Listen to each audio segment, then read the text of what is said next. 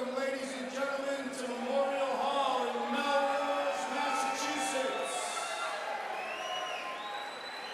We've got a great fight night for you with 9 fights, 18 fighters, 16 men and 2 women in the ring tonight.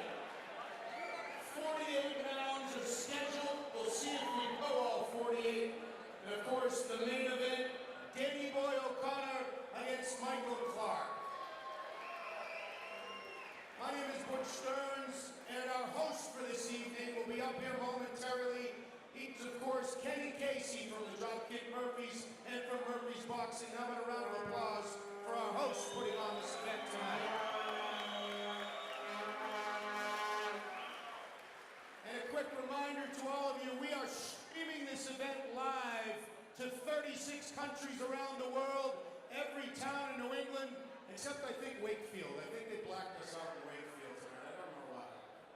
Without further ado, I'd like to remind you, this is also a fundraiser tonight. And Stephanie and Tony, who are walking around, I don't know where you are, ladies, raise your hands.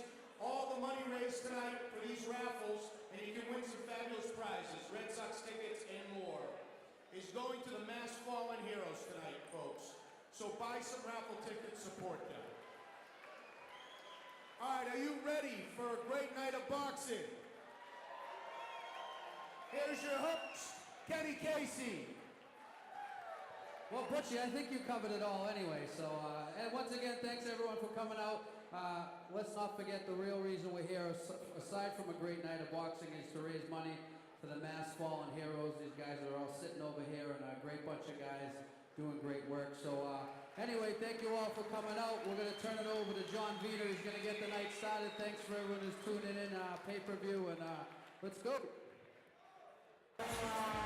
Entering the ring right now, making his pro boxing debut tonight, is Woburn, Massachusetts native Gilvan Santos, who, like Matt Doherty, who was victorious in our previous bout, a practitioner of mixed martial arts, transitioning to boxing tonight to make his proper pro boxing debut. Opposite him tonight will be Timmy Ramos, who has been a standout on the New England amateur scene in recent years. You'll see with Gilvan Santos in his corner some notable North Shore mixed martial arts trainers. You know, it's quite a guy to turn pro against. Tim Ramos with a big background in amateur boxing. And you will hear the crowd respond as John Vina introduces Tim Ramos, making his pro debut tonight, into the ring. Brandon, you know what Tim Ramos brings to the table firsthand as you competed with him in the amateur ranks. Tell us about that experience and what we can expect from Tim Ramos tonight.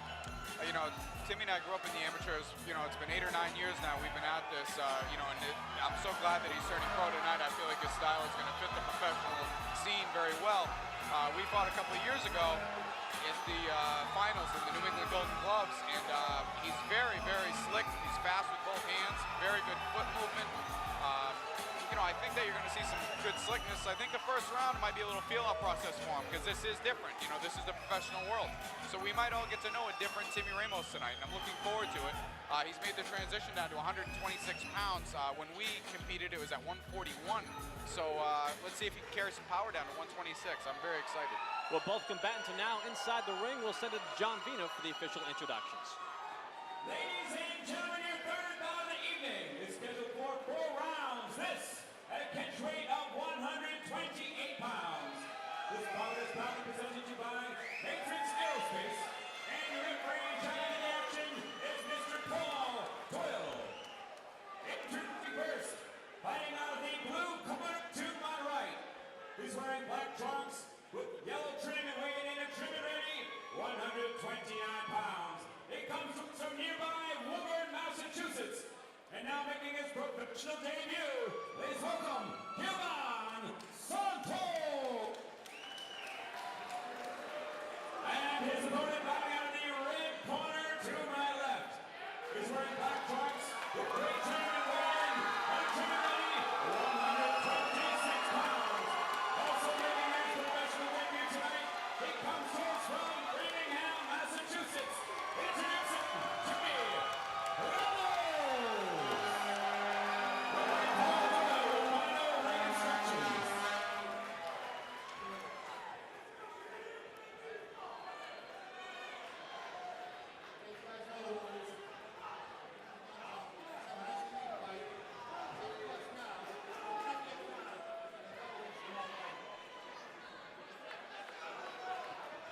Timmy Ramos making his pro debut wearing the black trunks with the silver trim.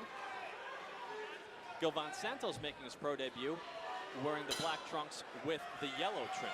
4 rounds, technically junior lightweights, but Timmy Ramos entered the fight at 126 pounds, which is the featherweight limit. And you mentioned earlier that when you competed with Ramos in the amateurs, it was in the 141-pound weight class, and he had a great physique then. He's entering 15 pounds lighter tonight at 126 and also looks great. Yeah, you can see that he's obviously put in a lot of work and time. This doesn't happen overnight. And, you know, we've spoken in the past. He's been wanting to turn pro for a while. You know, he's done everything possible in New England in the amateurs. He's been to the Nationals, represented Team New England. You know, I think it's time, and this is a very, very appropriate time for him in 126 if he feels good. And, you know, this is the way it is. You have that extra day to hydrate, and I'm looking forward to his pro career. See, he's very calm in there. You know, this is nothing new to him other than the fact that it's his professional debut. You know, I think you're going to see him trying to work off the jab. You're going to see some slick boxing here from Timmy Ramos.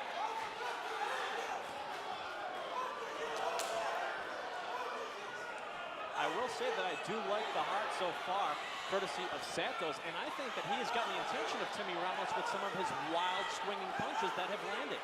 He's definitely landed a few, and you know, this is Timmy Ramos' pro debut. This is the first time, you know, he's been hit with these smaller gloves with no headgear on, and it takes some time to get used to, and that's why the first round is so important. But now it's Timmy Ramos responding to kind of some nice body shots that force Santos to clinch.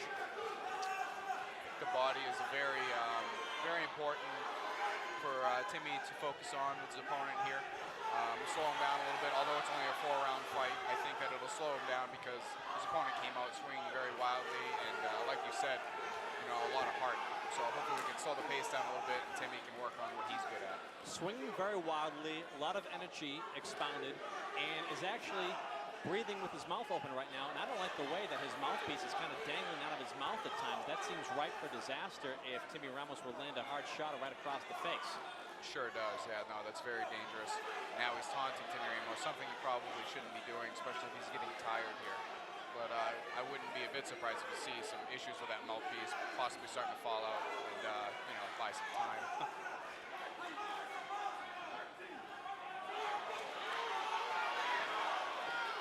Santos dips incredibly low to avoid some punches. Referee doesn't break them as he tries to clinch. Nice right hand by Timmy Ramos. That's a good pro move. Protect yourself at all times. Referee didn't say stop in the action. He hit him with the right hand. That's right. There isn't going to be any tricks that you can show Timmy that he hasn't already seen. He's been around this game for a long time. Spars with all the local pros. A lot of local talent here in New England, and he's growing up right in the mix with. He's from Framingham, Massachusetts. This is a guy in the gym who's a pretty good fighter from Framingham himself, Danny O'Connor, who we'll see in the main event.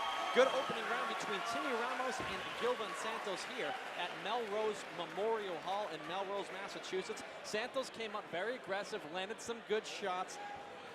Ramos kept his cool, however, and landed some good shots of his own, and probably landed the cleaner, more effective punches, but at the same time, nothing that really had too much of an ill effect on Santos to the point where you thought he was in any trouble. Yeah, the only time that I thought maybe some of the punches would have affected him was when Ramos landed a few to the body, which is a very common occurrence in pro boxing or any combat sports, of course. So I think that you'll see in the second round some adjustments Timmy may make is just to believe in the jab, work off the jab, and try to get some into the body again, slow him down.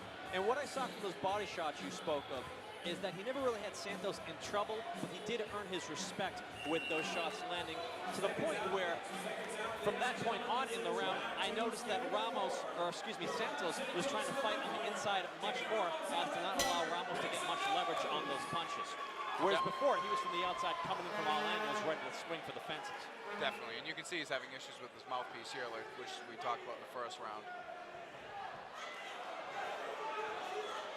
And you know what I see here in round 2 from Santos, and we saw it from Ramos as well, but I like it coming from Santos because he learned it from Ramos in round 1. When they're in the clinch, the ref didn't tell him to break. He snuck in a right hand upstairs. That's right. That's right. It's protect yourself at all times. And nice uppercut by Santos. Very nice uppercut.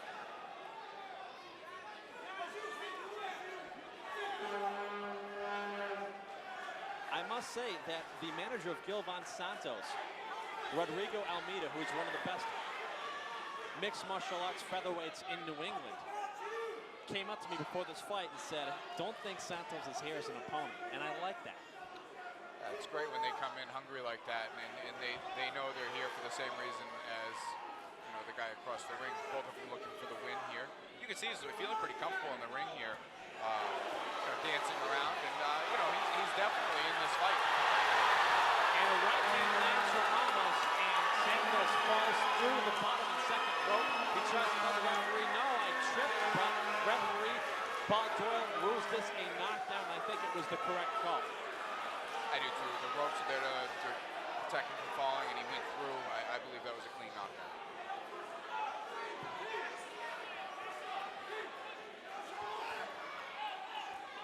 Ref is doing a good job at letting the fighters, fight through the breaks and take care of themselves. It's nice to see a ref to realize, these experienced guys in here. Timmy's got a big background, and they know what to do. And I like the fact that he's allowing them to fight out, and both fighters are in fact fighting out. Sometimes fighters clinch, hoping the ref will break them up as to just halt the action. Both these guys want to fight the inside, they want to fight the outside, they want to fight. Yeah, that's what the crowd wants to see, and when both combatants are in shape, they have no problem with fighting out. A lot of times, like you said, when fighters are looking for the ref to break them up, it's because they're tired and they're looking for a break to go way out.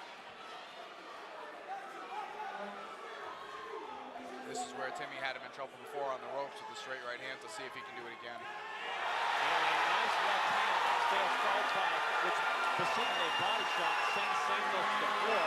And Santos, I don't think is going to get up. Paul Doyle is going to reach the count of 10, I believe. Body shot. And that is that. A left hand to the body results in a first-round TKO and a successful pro debut for Framingham, Massachusetts, Tim Ramos. That was a great win, great shot. Like I said, I really thought he focused on the body, and and obviously it paid big dividends for him in the end, stopping his opponent. I believe it was a left hook to the body. Very nice pro debut for Timmy Ramos with a bright future. And I'll say this right now. In the first round, we saw the aggressiveness and the heart of Gilvan Santos shake up Ramos here and there in spurts, but Ramos, the seasoned amateur boxer that he is, brought that with him to the professional ranks tonight as he weathered the storm, saw his openings, took advantage of them, and ultimately has a second-round TKO. He adjusted to everything that Santos brought at him and passed with flying colors. I believe Santos was a great first opponent for Timmy Ramos. I think he grew a lot in that first round. He was able to take a few shots, and I think he may have found out who he was tonight in a way, and I think we all now know Timmy Ramos may have a bright future here in New England with pro boxing. Tim Ramos ate a few shots, including a right uppercut that I think is going to remind him tomorrow when he wakes up. Last night he was in a fight. We'll send inside the ring right now to John Vina for the official particulars of our stoppage. Ladies and gentlemen, we have the time of 2 minutes, 33 seconds of the second round. Referee Paul Doyle stops his contest. Who won by knockout victory in his professional debut, Timmy Ramos. Tim Ramos successful in his pro debut tonight. He's standing by momentarily with our very own Butch Stearns. Butch, chat away with the successful pro debuter.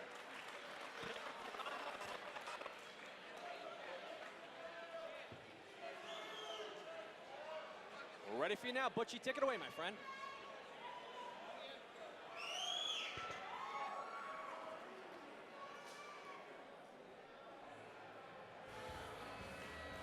Than you tonight. Oh yeah, don't get much better, man. I'm used to the amateurs, man. The pro step up was amazing. It was a great experience. I'm glad the way it ended. It was great. So, simple question. Why did you win this fight tonight? I won it from being smart and fighting my game plan. He came out aggressive. He was kind of headbutting a little bit, you know what I'm saying? Using his elbows. I know he's an MMA guy, but I had to use my boxing against him. I stopped him with some power. So, guy comes out aggressive like that. What's your thinking? I mean, you want to learn something in that first round. At first, my mind was kind of everywhere. My first pro fight, I had no headgear, you know what I'm saying? So, my head's everywhere. But second round, I slowed down, slowed the pace down, listened to my corner, and I stopped him with the hook to the body. So, you just won. This just happened. What do you think you're going to take away from this fight, besides the great memory of this?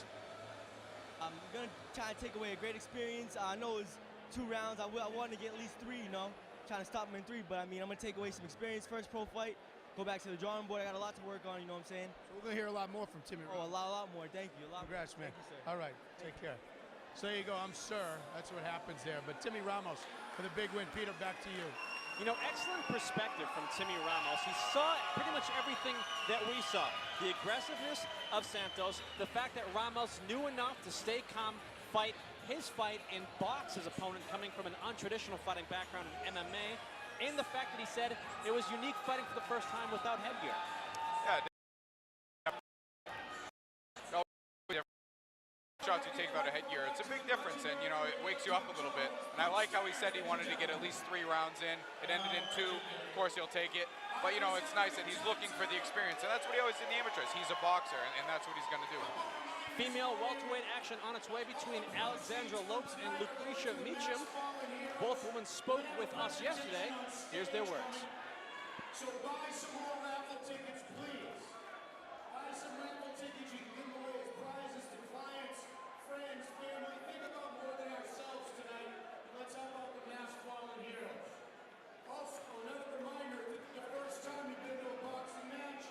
Our first time you've been around here, May 23rd. At Guinness Arena. Premier Boxing Championships live on NBC. A lot of the same fighters you saw here. If those of you like me are old enough to remember ABC's Wide World of Sports, it's like that. May 23rd at Guinness Arena. So again, support the mass fallen heroes. Cheer on your fighters. Let's have a great time tonight, everybody. Let's turn, ladies and gentlemen.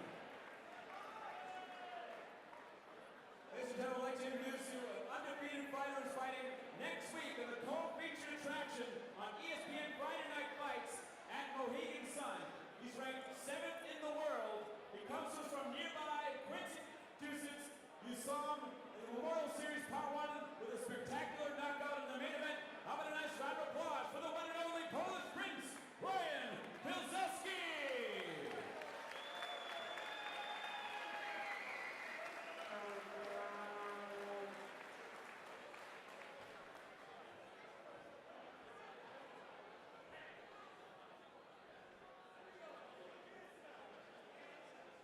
Fighting live on ESPN Friday Night Fights at 10 p.m. Next Friday night, don't miss it. The undefeated Polish Prince, Ryan Pilsudski.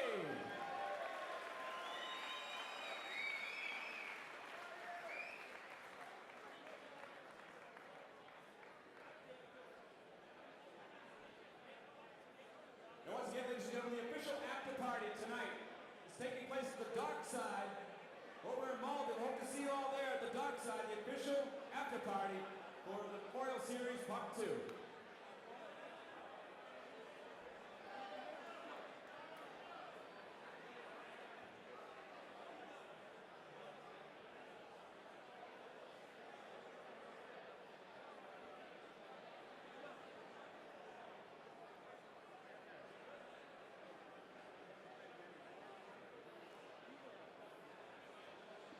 Special thanks to our sponsor tonight, Tullamore Dew Irish Whiskey. I'm a fan of Irish whiskey. I'm a fan of Tullamore Dew Irish Whiskey. Special thanks to them, proud supporters of Murphy's Boxing in this broadcast here on murphysboxing.com.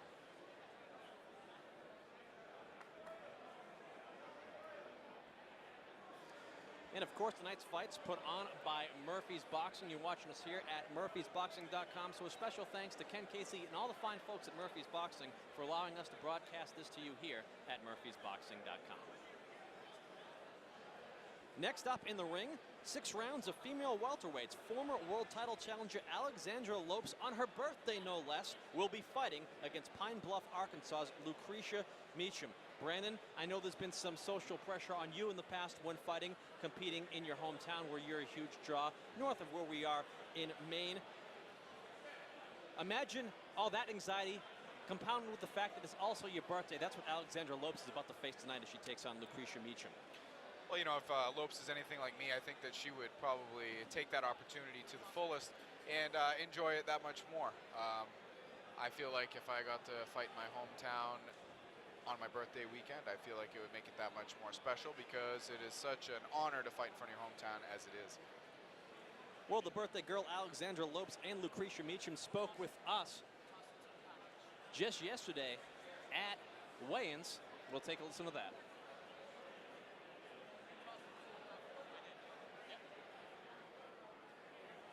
Dustin, this is your first time here, however, certainly not your first time fighting on the road. That has sort of been the pattern for your career. You are definitely a road warrior. What do you think of fighting somebody in their hometown at this stage in your career?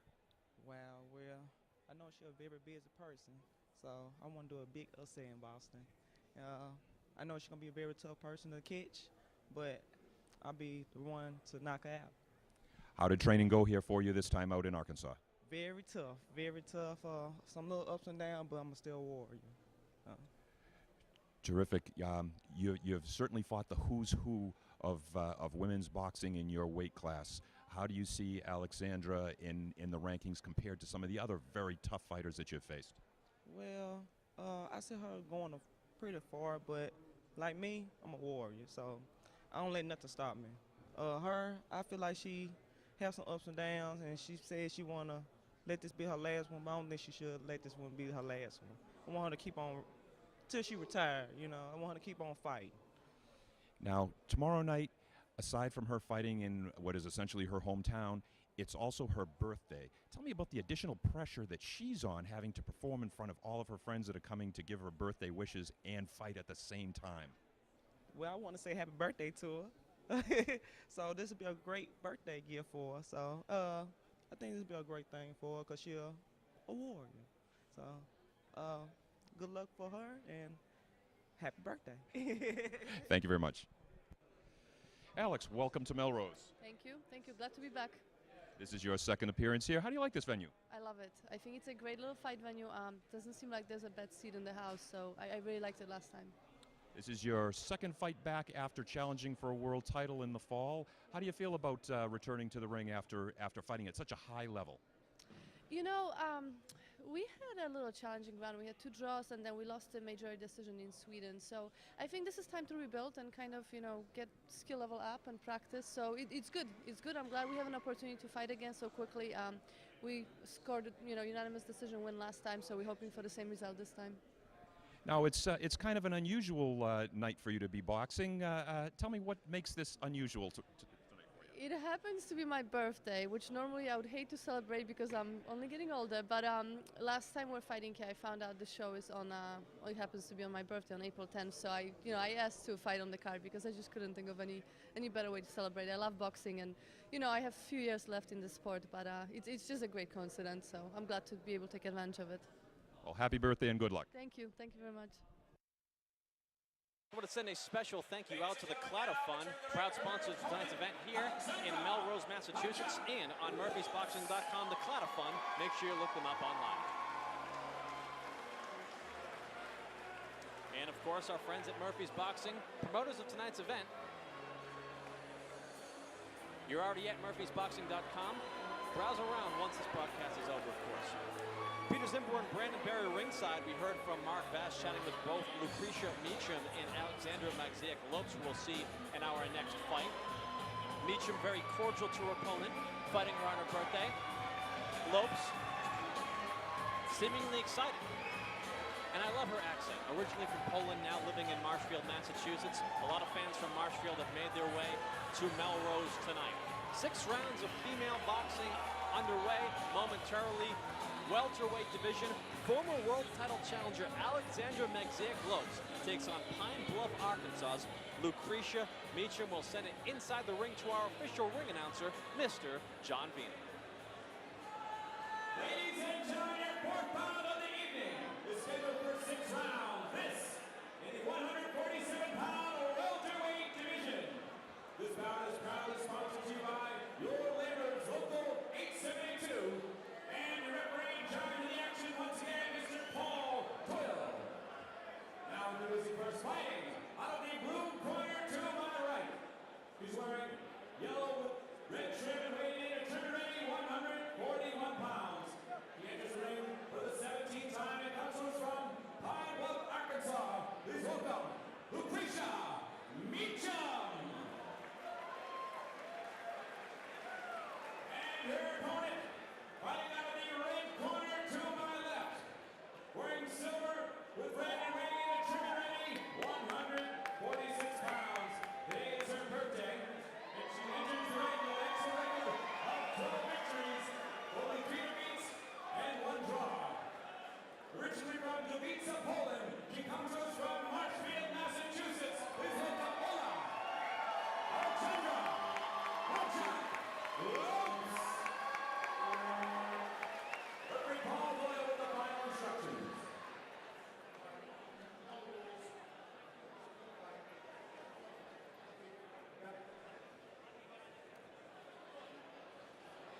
6 rounds of female welterweight boxing underway momentarily. Alexandra Lopes wearing the gray trunks with the red trim.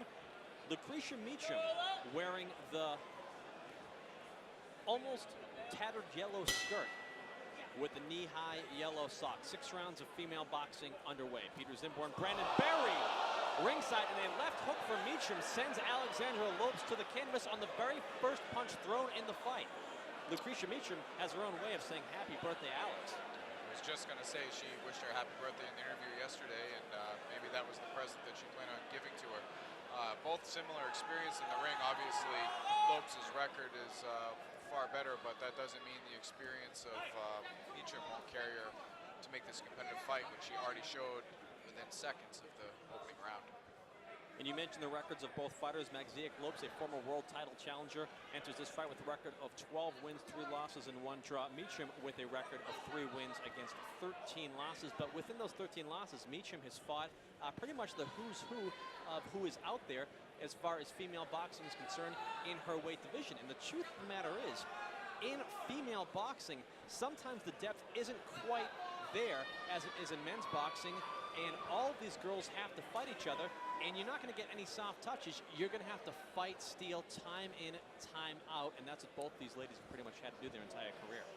Definitely, and Lopes' record proves that with 15 or 16 fights and have already fought as a title contender. It shows that it's not as deep in the female divisions, and like you said, they've all fought tough opposition. So I bet we're in here for a tough fight.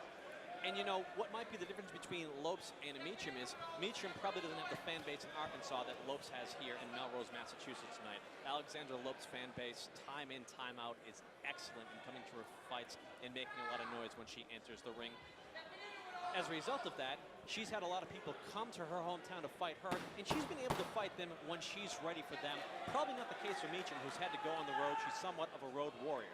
But as we enter the closing seconds of round number 1, as we are fighting in 2-minute rounds in female boxing. A good opening round for Lucretia Meacham as she landed a left hook in the opening seconds that sent Alexandra Lopes to the canvas.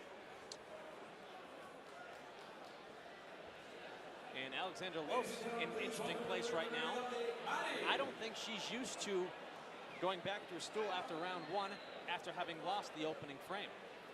Yeah, she's got a lot to think about here because I believe it's a 6-round fight. She's already, I would assume, down 10-8. And, although, this is when probably fighting in close to your hometown comes into play. She can use the crowd to her advantage, and hopefully they can pump her up enough to get her back on her game plan and win these next 2 rounds. And we should mention, even though Lopes was knocked to the canvas, I don't think she was really hurt. I think she was caught cold, if anything.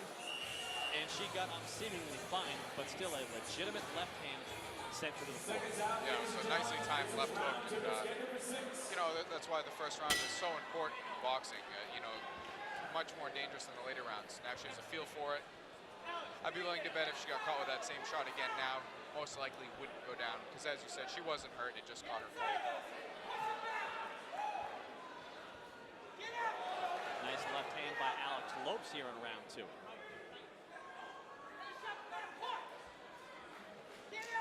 Alex Lopes with her husband Wayne Lopes in the corner.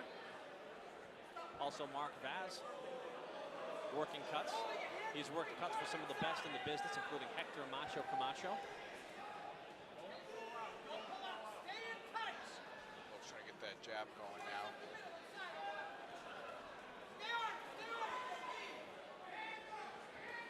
I'll say this right now for Lucretia Meacham. One thing I like about her that not all of Alexandra Lopes' opponents have done in the past is that she's forced her to fight in the early goings of this fight, and she's not allowing her to dictate the pace. So Alexandra Lopes knows she has to be on her toes. Yeah, she's probably familiar with Lopes' previous fights in her career, and she probably came with a game plan. Let's push this fight and see if she can deal with the pressure. And obviously in the first round it worked for her.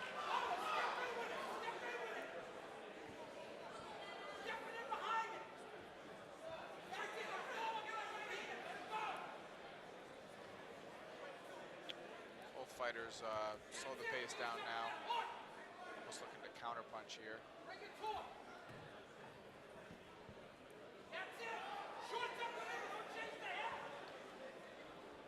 Nice left jab by Lopes upstairs, snaps the head back slightly of Meacham.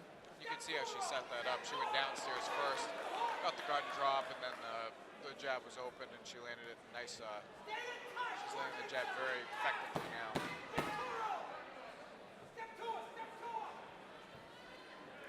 Nice right hand as the second round comes to an end.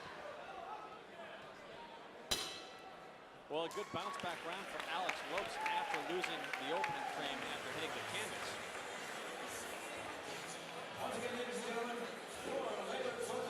Once again, we're coming to you from Melrose Memorial Hall in Melrose, Massachusetts. Still to come tonight, our main event, Danny O'Connor takes on Michael Clark in a 10-round welterweight main event. Also, unbeaten Canadian fighter Logan McGuinness makes his debut in Massachusetts against Carlos Fulgencio of Miami. And we'll see the red hot prospect in the middleweight division, Mark DeLuca of nearby Whitman, Mass, take on Dallas, Texas' Larry Smith Jr. Yeah, so definitely stay tuned for a night of action-packed fights here. I'm looking very forward to the fights that come, and we're in a pretty good scrap right now between these two fairly experienced females. Second down, ladies and gentlemen, this is round 3. Skin number 6. Lucretia Meacham in the blue corner. Alexander Majak Lopes in the red corner. Let's hear it for him.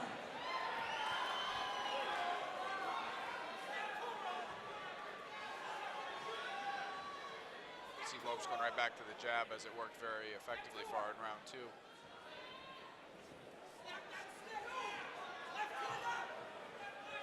Her hand speed might be a little bit faster than her opponent's here as well, which is obviously helping her out with landing that jab and setting up the right hand. So she's been going downstairs very effectively here, which will obviously slow her opponent down as well.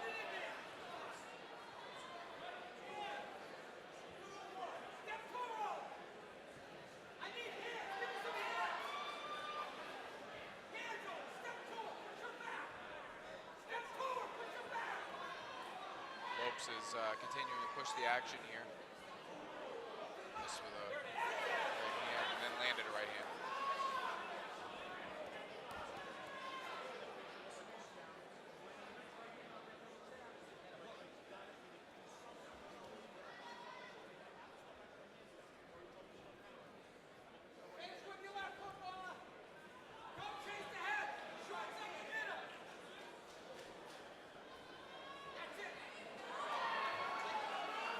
Being 2-minute rounds, you know, the female fighters have quite a lot less time to make things happen here. You know, that's a whole minute less. So I like how Lopes is trying to stay very busy. I feel like she realizes, you know, there's not a lot of time in every round, and she's trying to score as many points as she can. And while more often than not female boxing is contested with 2-minute rounds, there was a rule put in place within the last 3 years by the Association of Boxing Commissions that if both fighters do want it, they can fight 3-minute rounds now. However, we've got 2-minute rounds between Alexander Lopes and Lucretia Meacham in the ring tonight in Melrose, Mass. I remember at a fight a few years ago in New Hampshire. Alex Lopes' opponent demanded 3-minute rounds, and Alex Lopes said, okay, let's do it. Round 3 comes to an end. Another good round by Alex Lopes. So halfway through the fight here, and let's see if Meacham can make some adjustments here and possibly get her offense going again for the second half of the fight. Yeah, at this point it's even on my card, 28-28. 2 rounds to 1 for Lopes, but Meacham did have the knockdown in round 1, which gave her a 10-8 round. So it's still anyone's fight here at the midway point. But the last 2 rounds have certainly gone in the favor of Alex Lopes, and you sense momentum swinging in her favor. But we'll see what Lucretia Meacham from Pine Bluff, Arkansas can muster up. Yeah, I've never been to Pine Bluff, Arkansas. I haven't either. I haven't either, but I do have to say I wouldn't count her out quite yet. Because obviously she knows, I think now that the tides have turned, she can probably feel the momentum going, you know, in her opponent Lopes' way. So let's see what she has to bring to the table here in round 4.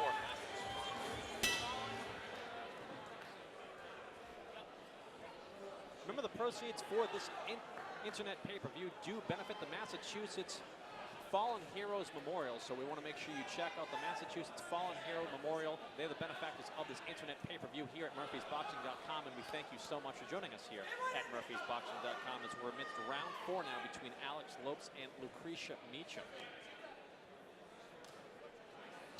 We're seeing a lot of the same as we saw in rounds 2 and 3 from Lopes, pressing the action. She's landing more effective punches here, and again, I think she's setting it all up from the jab. I like what she's doing with jabbing downstairs first, and she's feeling more and more comfortable here. At the same time, that's also a dangerous part of the fight when you're fighting somebody that obviously has enough power to knock you down.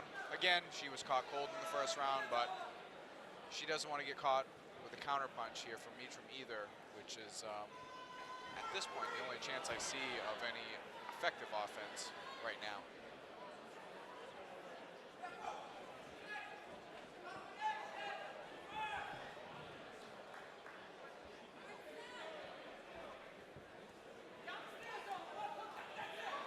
Nice body punches there from Lopes.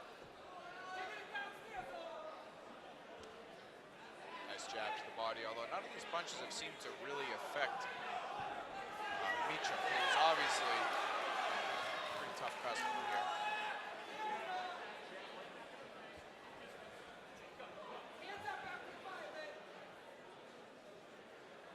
You hear Lopes' corner saying, hands up after you fire, which I think is very important, again, because they don't want to get caught with a counter here. Meacham's been around, she has some experience, and they know what can happen here. The fight can change very quickly with one shot.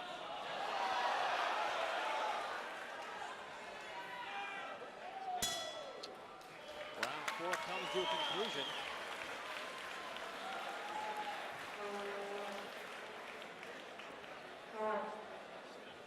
And not as much panic in the corner of Alex Lopes as there was earlier in the fight. The corner once again consists of her husband, Wayne Lopes, and cutman Mark Bass. Now we got to see Tony and Stephanie. Prizes being raffled off. 4 tickets to any show in the Middle East, 2 Red Sox tickets, and 2 You can see from tickets round 4, for the May Alexandra Lopes 23rd certainly getting the better of the action. boxing event And momentum taking place swinging in her at favor. Annis Arena, featuring a main event world title fight, Andre Durrell versus Dick Neal. That's for the super middleweight Big title. things forthcoming from Murphy's Boxing in the coming months. May 23rd, Murphy Boxings with a joint venture with Premier Boxing Champions, with a primetime network television boxing show from the Agganis Arena in Boston on NBC, featuring an IBF world title fight in the main event, and also many local standouts, including Edwin Rodriguez, Ryan Kozeski, Mark Luca, and Danny O'Connor. So we look forward to that on May the 23rd at the Agganis Arena on the campus of Boston University. Right now, we're enjoying a good fight between Alex Lopes and Lucretia Meacham here in Melrose, Massachusetts. A fine venue here, Memorial Hall, but a little bit smaller than the Agganis Arena. Yeah, just a little bit. But you know, sometimes fighters prefer an auditorium like this. I know that sometimes you feed off the energy from these old memorial buildings. It has a real fight atmosphere, and I always enjoy a nice fight card building like this. Not a bad seat in the house here in Melrose. No, definitely not. I think everybody here is definitely enjoying the action. This is a very good fight here, back and forth. This round, I feel like Meacham has definitely been a little bit more effective in the last 2 or 3 rounds, as she might feel the urgency to get something going offensively, giving up the last few rounds.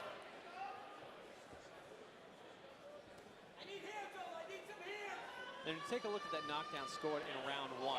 Was it a lucky shot where Meacham caught her cold, or she landed anything since which has made you think that she's capable of landing something that significant again?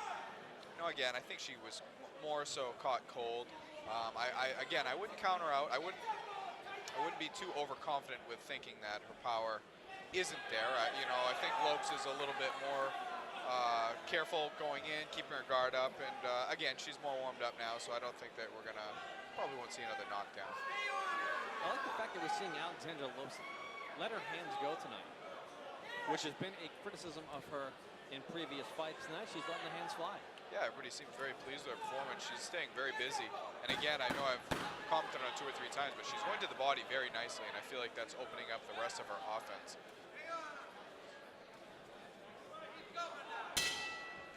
Round 5 concludes. Another one in the books for Lopes. Well, in 2 minutes of more boxing, we'll find out if the judges actually have purpose tonight, as we've seen nothing but stoppages thus far as we take a look back at some of the action of the previous round.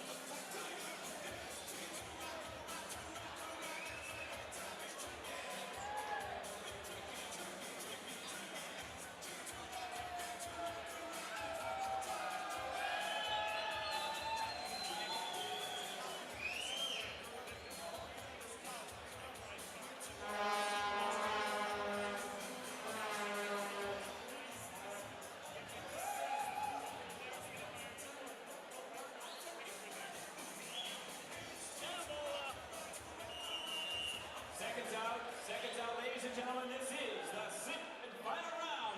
Lucretia Meacham with the blue corner. Alexander Majak with the red corner. So sixth and final round between Lopes in the gray trunks with the red trim and Meacham in the tattered yellow trunks with a somewhat of a skirt. It's actually red trunks with like a yellow skirt thing. It's very Hector Macho Camacho-esque, as we mentioned. Mark Vaz used to work this corner, who's in the corner of Alex Lopes earlier in the broadcast. I was thinking the same thing. Camacho came to mind when I was looking at her trunks or skirt or whatever you'd like to call it.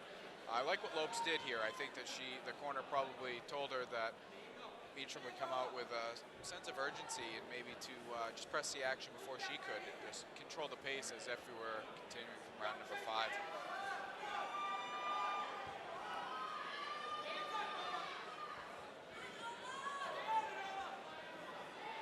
I was expecting Meacham to push the action a little more here. Probably a little bit more than a minute left here, and I would say she would have to get a stoppage to get the win. I think Lopes has something to say about that. Landing a very, very nice right hand and another right there. And another.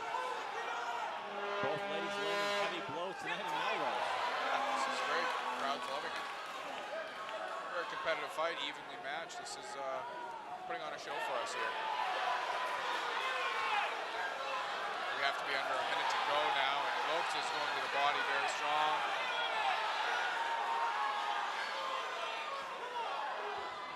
Meacham is still standing and throwing shots of her own.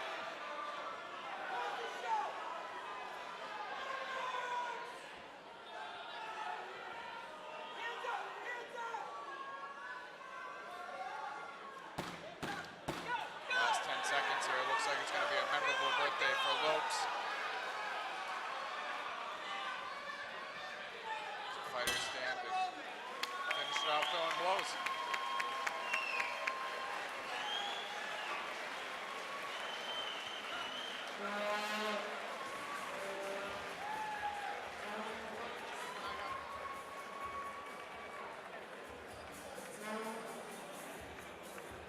Six rounds in the book between Alexandra Lopes and Lucretia Meacham. I scored the fight 58-55 in favor of Alexandra Lopes. I essentially had her winning 5 rounds to 1 with the lone round she didn't win. The opening premise, Meacham with a left hook centered to the canvas. Meacham came to fight, but ultimately Lopes' skills were superior, and I felt that she won the bout. Yeah, I think so too. I think the first round she was able to keep her composure after getting knocked down and came back strong to win every round fairly clearly. Although it was a very competitive fight and entertaining to watch. Still to come tonight, Greg Vendetti of nearby Stoneham, Massachusetts, which I had to drive through to get to Melrose. That's how close it is. He'll be taking on Providence, Rhode Island's Angel Valdez. That's our next bout up on the docket following the results of this fight between Lopes and Meacham. And also still to come tonight, Windsor, Vermont's Chris Gilbert takes on Pedro Gonzalez. I'm sure a lot of folks joining us here on MurphysBoxing.com from the fine state of Vermont. Chris Gilbert on his way as he takes on Pedro Gonzalez here, live from Melrose, Massachusetts. A little bit long in getting the scorecards calculated from the judges, which is interesting to me. Alexander Lopes has had a few draws in her career that I did not think were draws. Usually when it takes a while to get the scorecards, there's something going on. I never have a very good feeling inside when I'm in the ring waiting for the score and it takes a little bit longer than it should. Well, I don't see John Vina, our ring announcer, entering the ring yet with the official score totals, so they are still being tabulated by the Massachusetts Boxing Commission. We'll have those totals for you momentarily. Once again, you're watching MurphysBoxing.com. Boxing from Memorial Hall in Melrose, Massachusetts. Peter Zimbor and Brandon Berry joining you ringside.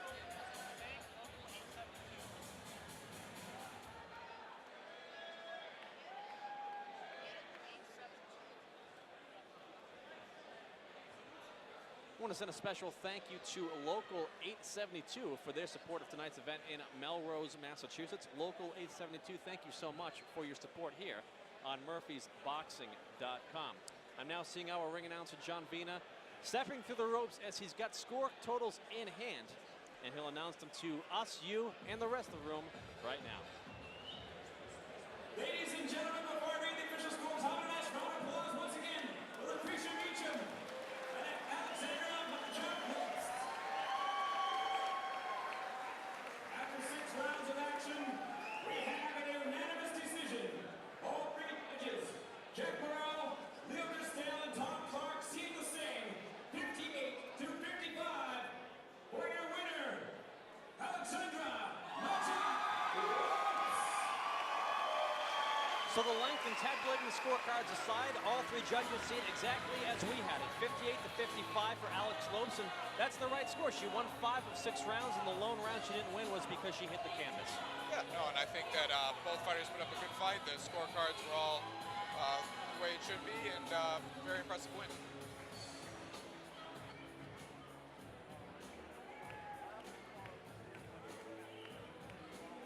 Alexandra, congratulations. Thank you, thank you. Things really seemed to change in that 3rd round.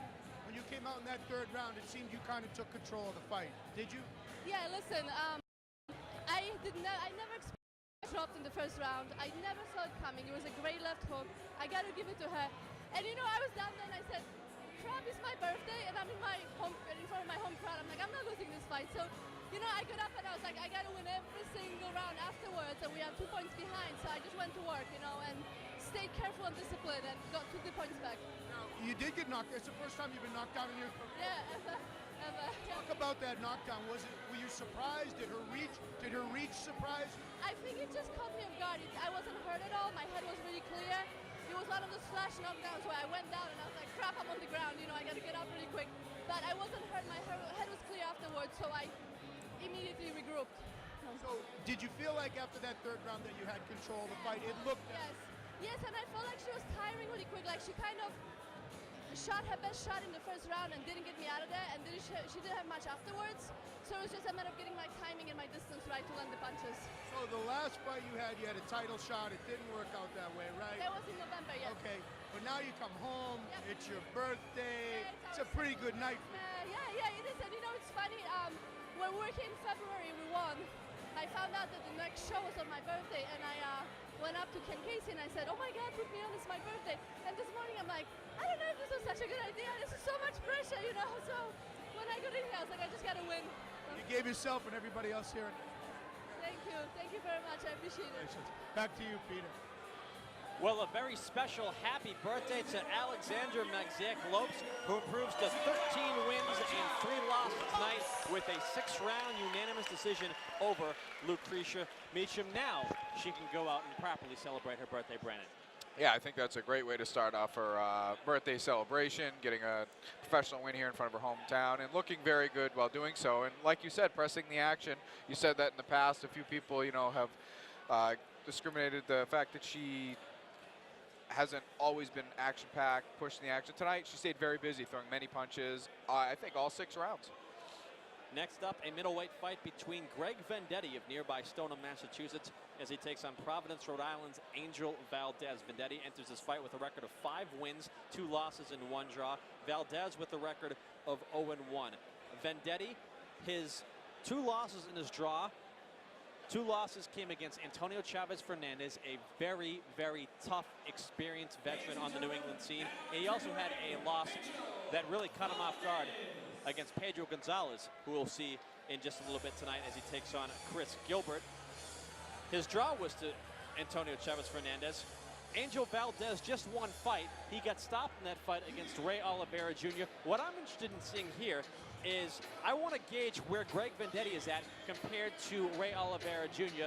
with how they both compete against Angel Valdez. Yeah, that would be an interesting.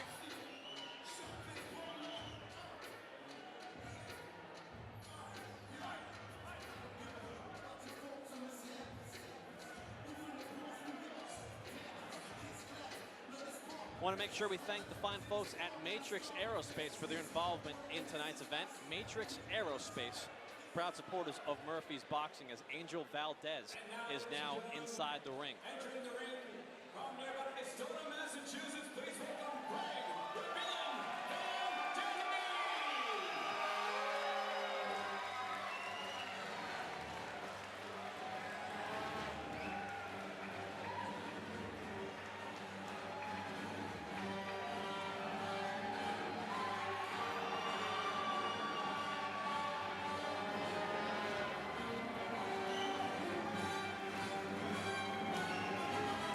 I'll say this, Greg Vendetti with some theatrics in his ring entrance tonight. Lights are flickering and dramatic music is playing as he'll be entering Melrose Memorial Hall to a raucous ovation, courtesy of his many fans from nearby Stoneham, Massachusetts. Like I said, just a stone's throw away. Had to drive there to get here to Melrose tonight. Yeah, this is what it's all about. You know, a lot of professional fighters, even world champions, you know, they spend their whole career and never get this opportunity to fight in front of their hometown like this. This is something that he should really take it all in and enjoy this, because it's a nice ride. This ring walk with all of your fans and everybody getting loud, music, lights out. This is a great experience for them. Well, both fighters now inside the ring. We go to John Vina for the official introductions. Ladies and gentlemen, your fifth bout of the evening is scheduled for 4 rounds. This in the 160-pound middleweight division. This bout is proudly sponsored to by Nantucket Blend and McGreevy's Third Base Saloon. And your referee in charge of the action once the bell rings, Mr. Bob Benoit.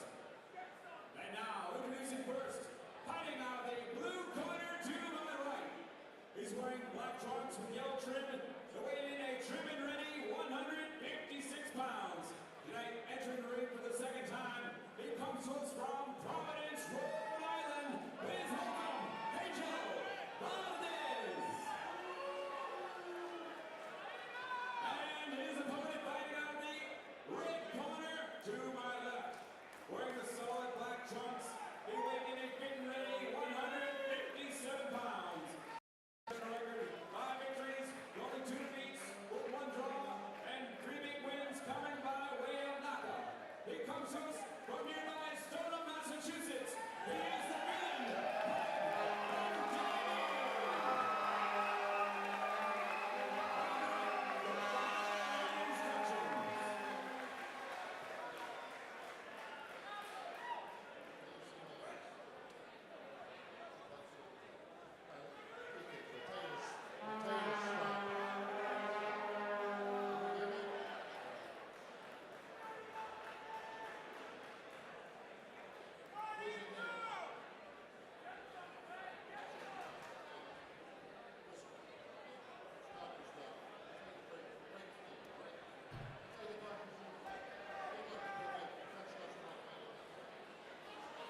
Vendetti wearing the solid black trunks. Valdez wearing the black trunks with the yellow trim. 6 rounds of scheduled middleweight action. Interesting in that Vendetti began his career as a welterweight and has steadily moved up to the middleweight division. Valdez, with 1 pro fight to his credit, was the middleweight division. It was a losing effort to Ray Oliveira Jr. He was TKO'd in that fight.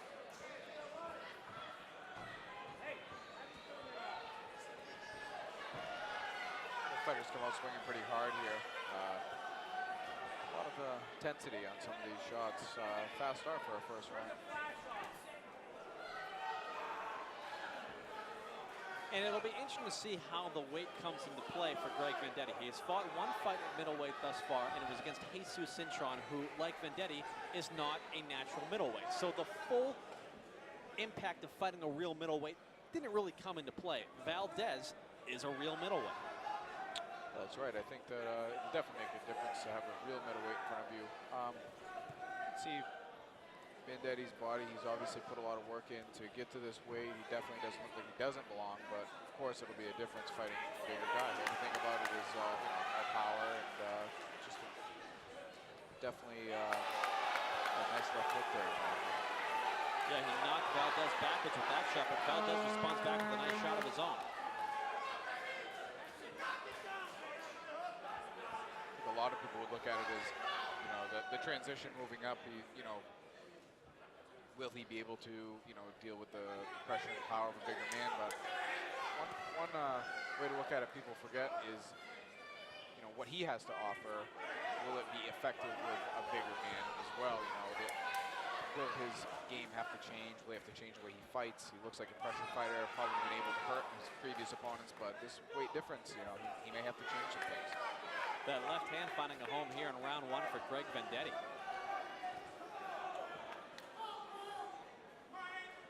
Vendetti's style reminds me of somebody we're going to see in a little while, Chris Gilbert.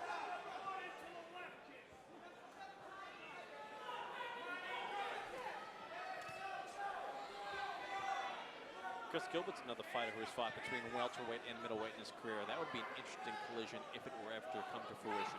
Just thinking the same thing. Styles very similar. Both of them come forward, bobbing and weaving. Looks like all of it. I don't think they have a punch that isn't a power punch. Looks like a little bit of blood there.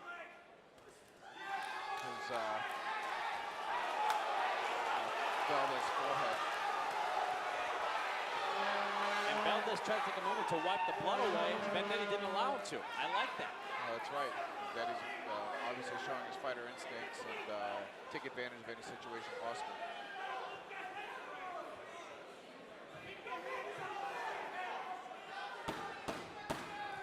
Closing seconds of round one. That blood that we do see in the forehead of Valdez, it's almost in the middle of the forehead, really not in a bad spot where it could adversely affect his vision. If anything, it could just be annoyance to him psychologically. Greg Vendetti puts his hands up in celebration at the conclusion of round one. He feels he's won the opening frame. The crowd seems to agree with him. I happen to agree with him. Good opening frame for Greg Vendetti, but Valdez did have some good moments too. A very competitive first round, and anxious to see the rest of the fight here.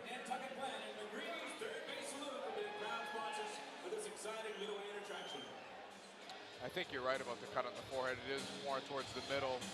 Shouldn't have any issues with blood flowing into the eye. So at this point, it is a mental decision he's going to have to make to ignore it and not let it be a factor in the rounds to come. Greg Vendetti with Joe Ricciardi in his corner. Greg Vendetti, I believe, is Joe Ricciardi's first pro fighter. In the corner of Angel Valdez, Jose Santos taking the lead. Jose Santos has worked corners for many fighters in New England over the years, including Eddie Soto, Vladini Biasi, and so on and so on. Round two of a scheduled four-rounder on its way right now between Greg Vendetti and Angel Valdez. Seeing already a lot of the same. Vendetti coming out strong, firing combinations, moving his opponent backwards. Anxious to see what he had to do here the rest of the fight. Experienced corner that you were just speaking of, I'm sure made a few adjustments, and let's see what he's got to offer here as the ref warns him for holding his opponent's head down and punching at the same time. I mentioned Jose Santos in his corner, also Orlando Valles working his corner as well, who currently works with Rich Gingras. So again, his corner is obviously very strong, which is very important. Very important in a professional career to have a corner that can make adjustments when needed, stay calm, give you the right advice. It's a big puzzle, and that's a huge piece of it. Orlando also worked significantly with Antonio Chavez Fernandez in his career, as Valdez had a nice right hand that Vendetti responds to with some wild swinging. Yeah, he did land a nice shot on Vendetti, and then what impressed me even more is it's almost like he could sense that Vendetti was going to try to get that one back, and he held his hands up high while Vendetti was unable to score. And I mentioned that Orlando worked with Antonio Chavez Fernandez because he represents a loss and a draw on the record of Greg Vendetti. It's funny somehow how it tide turns and it all comes full circle.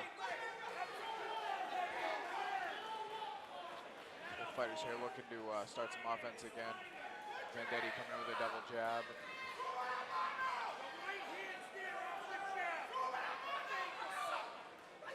Valdez is doing a very good job at really keeping his distance just out of harm's way and throwing punches of his own. He's making this fight pretty interesting. And again, this is where we go back to the first round. We're talking about the size. You know, the size is making a difference here, I believe.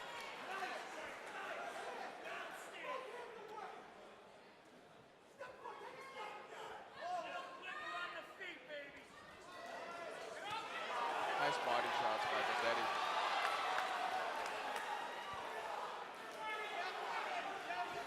Although it didn't look it, I feel like one of those left hooks really affected Valdez. Nice jab, Vendetti. After that left hook to the body, Valdez has really had not much to offer here. It slowed him back quite a bit.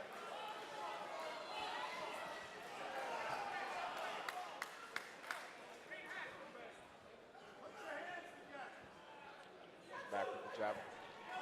Big right hand, left hook by Vendetti.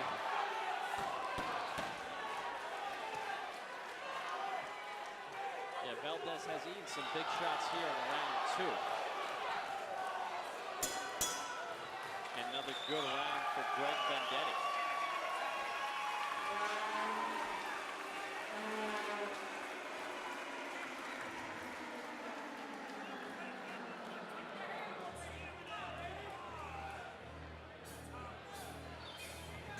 Greg Vendetti's trainer, Joe Ricciardi, was a key player in the short-lived reality series The Fighters, which aired, I believe, on the Discovery Channel.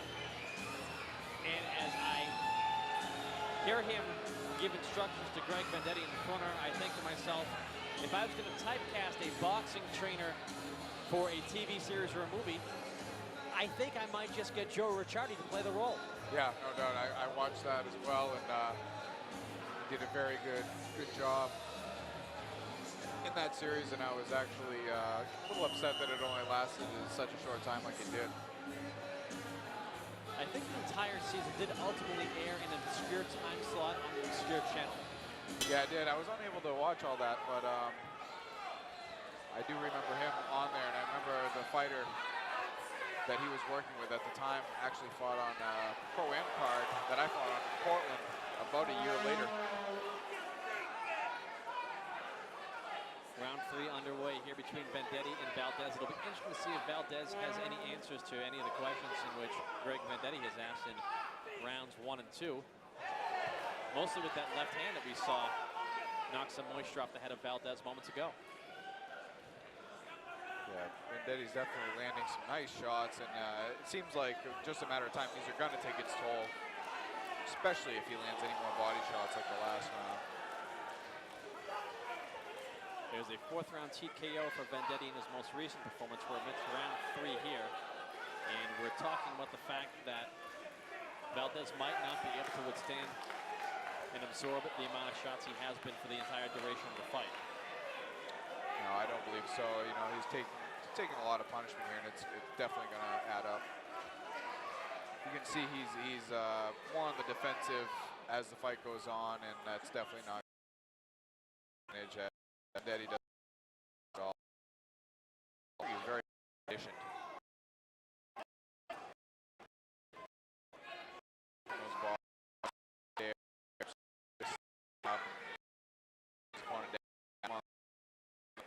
it's dangerous.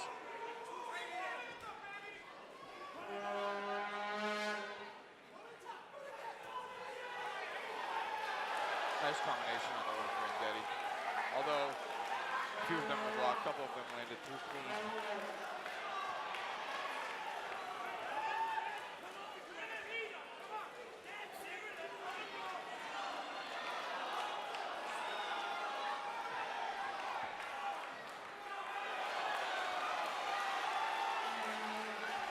Referee's starting to take a closer look at the action here as Vendetti is landing harder and harder shots.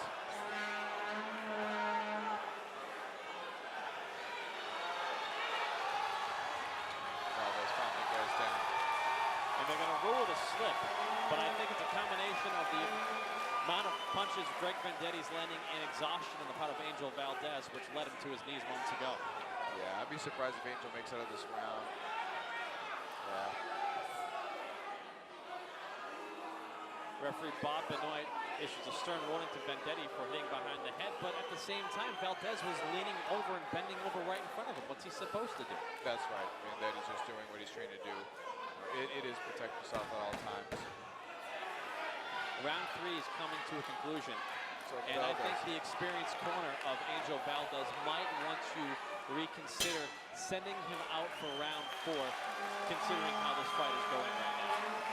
I agree. I was surprised that he made it through that round, and I'd be surprised if we see him start the next round, if so, last that long.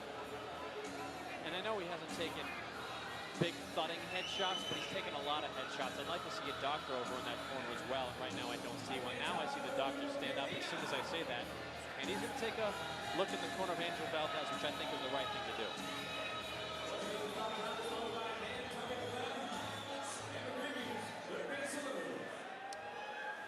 Looks like they're going to send him out for round number 4 here. So let's see if he can make any type of adjustments, keep Vendetti off him. I really don't see any big changes coming. It looked like he was really starting to tire in that last round, and result taking more punishment. So I would assume Vendetti's going to come out stronger, try to take care of this fight and end it.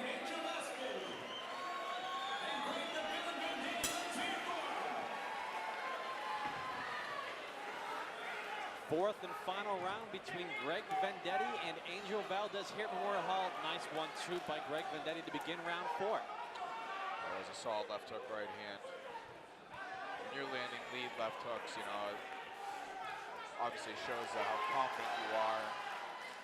He's got full control of this fight.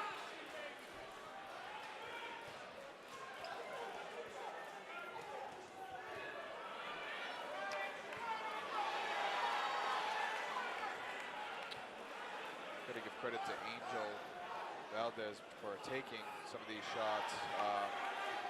Definitely has a lot of heart, a solid chin. You know, we're at a point in the fight where the outcome is not in question whatsoever. And the unfortunate thing for referee Bob Benoit is there's no obvious point to step in and stop it from what we've seen thus far. But the accumulation of punishment Valdez is taking is to some degree frightening. Yeah, it really is. And this is when, you know, true fighters aren't going to quit. You know, they would rather go out, you know, getting knocked out or whatever it takes. There you go. Benoit's got to get in there, and he does. Great. Very good. A fourth round TKO for Greg Vendetti. An obvious moment finally arose. Benoit took the opportunity to rightfully stop this fight. A fourth round TKO for Greg the Villain Vendetti. And while the villain may be his nickname, he's certainly the babyface tonight, as the crowd here at Melrose, Massachusetts, with a round of applause for his efforts as he improves to 6 wins, 2 losses, and 1 draw with a fourth round TKO over Angel Valdez. Well, you know, in the early portions of the fight when Valdez was fresh, he did do some things Definitely. that would not tickle Greg Vendetti. No, definitely. And, you know, this would be a good tape for Vendetti's next opponent to see what worked in the beginning when Valdez was fresh, and you know, to work on that. I think if Valdez was maybe in a little bit better condition, better shape, things may have been a little different. But Vendetti looked very good out there tonight, very active, and it's quite obvious he spends a lot of time in the gym. He looked like he was in great shape. Still to come here from Melrose Memorial Hall. Next up, Chris Gilbert takes on Pedro Gonzalez. But right now, we will get the official time of the stoppage as Greg Vendetti TKOs Angel Valdez in round 4. And Butch Stearns will chat with Greg Vendetti after the official announcement from our ring announcer, John Pena. Ladies and gentlemen, we have the time. 1 minute and 17 seconds of the fourth and final round. Referee Bob Benoit stops his contest. Your winner by KO victory, Greg the Villain Vendetti. Greg Vendetti victorious over Angel Valdez. And he's going to have a few words with our very own Butch Stearns here on MurphysBoxing.com. Momentarily, a homecoming of sorts for Greg Vendetti in a big fourth round TKO win.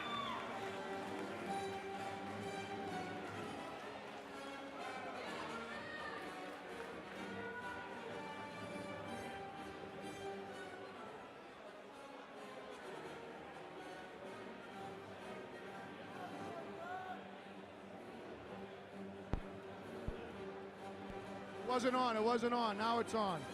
10-9-8-7-6-5-4. Good? Let's try that again with Greg Vendetti. Congratulations, my friend. Thank you. Made Stoneham proud. Huh? I did, yeah, it was a good one. It was a good fight. Felt like you did a lot of your damage in the first couple rounds counter-punching. Yeah, I mean, the game plan was just say, you know, follow through with the left hook. He drops his right a lot, and just hard work and discipline and stick to the game plan. And I knew I'd wear him down eventually. It's kind of my style, but I kind of wanted to string it out all the way to the fourth, you know, give people their money's worth and shit, so it worked out good. It was a good one. In that third round, it seemed you did start wearing him down. You had like a flurry of punches several times. Yeah, I kind of figured, you know, it's a 4-rounder. I got to stop picking it up a little bit. You know, I like the longer round fights. You know, I feel more comfortable. But the shorter rounds, you know, first 2, feel them out, move around, counter a little bit, and then the last towards the end, I try to really put it on him to take him the fuck out. You know, but it worked out good. Yeah, it was good. So, ninth professional fight now. Future's pretty bright for you. Yeah, it's going good. I had a little mishap there with the weight. I tried to go down to a lower weight, didn't work out, no big deal. But yeah, I mean, I just like training, I like to fight, and I like violence. And, you know, I mean, if people are entertained by it, keep coming, you know, because that's what you Middleweight, you think middleweight's perfect? Yeah, I mean, for the closer rounds, like 4s and 6s, I might do middle, but for the longer rounds, I can make 154, no problem now, you know. All right, congratulations. Thank you very much. All right, there you go, my friend. There you go. All right, Peter, back to you. You heard it, 4-letter words and all. Well, it's the internet, Butch, so we can do that here at Murphy'sBoxing.com. A 4th-round TKO for Stoneham, Massachusetts, Greg the Villain Vendetti. Still to come here on Murphy'sBoxing.com tonight, our main event, 10 rounds of welterweight action as 2008 United States Olympic alternate Danny O'Connor takes on former world title challenger Michael Clark in a 10-round contest. Also in our co-feature, Logan McGuinness, the undefeated Canadian prospect, takes on Carlos Fugencio of Miami, Florida. We'll see the red-hot middleweight prospect Mark DeLuca, a new Al Heyman signee, take on Texas native Larry Smith. And up next, following an intermission, we will see Chris Gilbert of Windsor, Vermont, take on Pedro Gonzalez, an upset specialist from Gloucester, Massachusetts. Still plenty of boxing left to come here on Murphy'sBoxing.com, so make sure you stick with us.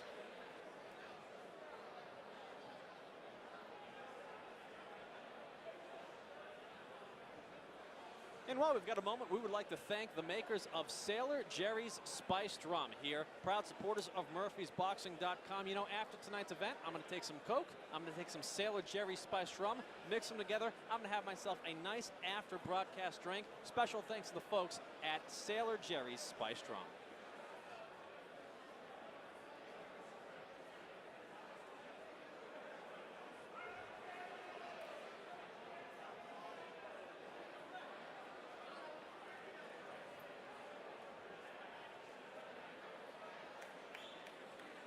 And special thanks to you for joining us here at Murphy'sBoxing.com.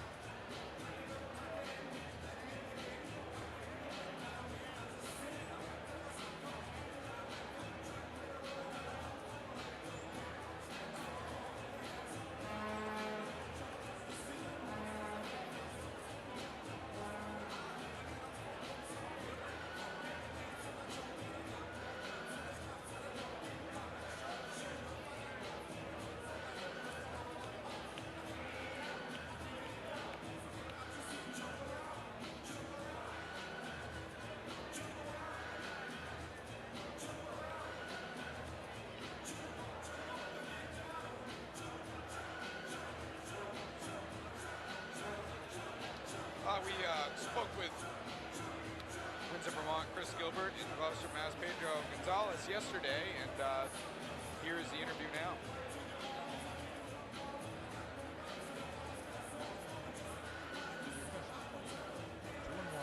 Your one loss was a very controversial loss with an unintentional headbutt that it went to the scorecards early on in the fight. Your other two, you dominated. You had actually an upset win against a fighter that's on this show, Greg Vendetti, in your pro debut last year. You totally dominated him.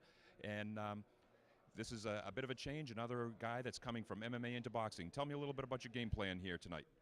Game plan for this one is just really just stick and move, really. I know he's under pressure. I know he's a pressure fighter. I'm a pressure fighter. So if it does come to pressuring, you know, up close in the fight, then I'm game for that. I've been working a lot on my stand-up as far as boxing, as far as Muay Thai, as far as just my stand-up game, period. So I feel pretty confident in my stand-up. Pedro, I understand that you were just recently in New York to try out for the Ultimate Fighter, and then after you finished with the trials, you went over to Gleason's to get a little bit of boxing ambiance as well while you were in New York. Tell me, what you think of Gleason's boxing gym? I had fun out there. New York was a blast. Gleason's was a great place. They took me in with open arms. I was able to get some sparring and some one-on-one training with a guy named Eric Kelly. He's a really good trainer out there in New York. And I was able to go to Church Street Boxing too. And that was pretty fun. I got to do some one-on-one there also. So it was a great time. Terrific. Thank you, Pedro. Good luck. Thank you. Gilbert, welcome to Boston. Thank you. Thanks for having me. It's been about 7 months since your last fight. What have you been doing in the meantime? Training. Never stop. How do you feel about this fight tomorrow night? Absolutely prepared, ready to go, 100%. Just excited. Chris, I've seen you fight most of your fights, and it seems like you have pretty much one style, like a bulldozer, straightforward with bombs. Is that your game plan for tomorrow, or are you going to try and switch things up a little bit with the tall, rangy guy? I guess we'll have to see how it goes.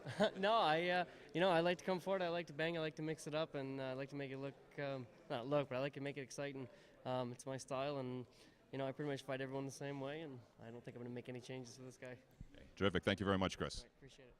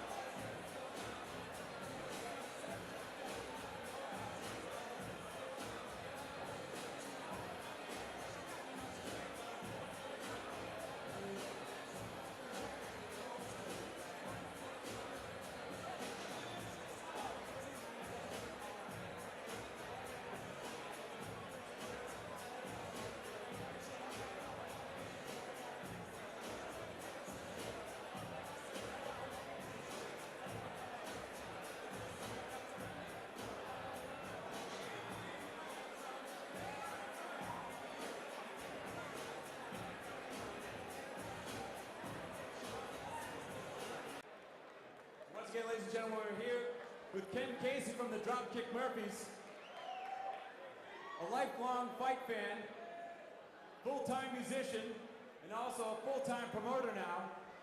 He's done a few shows. His very first show was at the TD Garden with a great fight featuring Danny Boy O'Connor.